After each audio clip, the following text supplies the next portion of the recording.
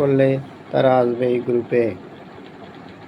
আর B group থেকে qualify করা দল যাবে সুপার 8-এর দ্বিতীয় গ্রুপে, যেখানে আগে থেকে জায়গা নিশ্চিত করেছে টুর্নামেন্টের 2 স্বাগতিক যুক্তরাষ্ট্র, ওয়েস্ট ইন্ডিজ। ডি গ্রুপ থেকে এখানে জায়গা করে নিয়েছে দক্ষিণ আফ্রিকাও।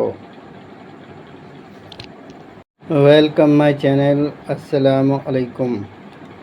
ধীরে ধীরে পরিষ্কার হয়ে আসছে টি-20 বিশ্বকাপের সেরা 8-এর রূপরেখা। আইসিসির সবচেয়ে বেশি দলের বিশ্বকাপ থেকে এরই মাঝে বাদ পড়ে গেছে 10টি দল। সুপার 8-এ নিজেদের জায়গা নিশ্চিত করেছে 6টি দল।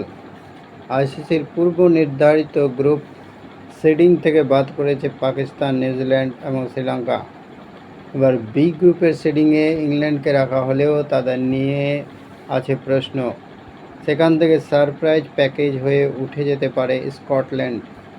যদিও ইংল্যান্ড এরই মাঝে নিজেদের রান রেটের প্রশ্নে এগিয়ে রেখেছে, কিন্তু স্কটল্যান্ড এবং অস্ট্রেলিয়ার মধ্যেকার ম্যাচে ফলাফল নিয়ে আছে শঙ্কা। বিশেষ করে অজি পেসার জশ হ্যাজেলউডের মন্তব্যের পরেই তৈরি হয়েছে মেজগড়া পেটের প্রশ্ন। জটিলতা আছে ডি গ্রুপ নিয়েও। বাংলাদেশের জন্য সমীকরণ এক্ষেত্রে সহজ। নেপালের বিপক্ষে জয় দরকার বাংলাদেশের। এক্ষেত্রে কোনো কারণে সেন্ট ভিনসেন্ট বৃষ্টিতে ম্যাচ পরিত্যক্ত হলেও টাইগাররা চলে যাবে সুপার 8-এ। পরিত্যক্ত ম্যাচ থেকে বাংলাদেশ পাবে 1 পয়েন্ট, মোট পয়েন্ট হবে 5।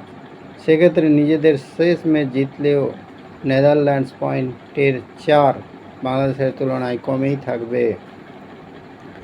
তবে নিজেদের ম্যাচে বাংলাদেশ হেরে গেলে আর নেদারল্যান্ড শ্রীলঙ্কাকে হারিয়ে দিলে কিছুটা গাণিতিক হিসাব সামনে আসবে। এই ক্ষেত্রে বাংলাদেশ ও নেদারল্যান্ডসের পয়েন্ট হবে সমান 4। তখন বাংলাদেশের রান রেট কম হলেই বাদ চলে যাবে তারা। আপাতত তাই সুপার 8-এর জন্য লড়ছে ইংল্যান্ড, স্কটল্যান্ড, নেদারল্যান্ড এবং বাংলাদেশ।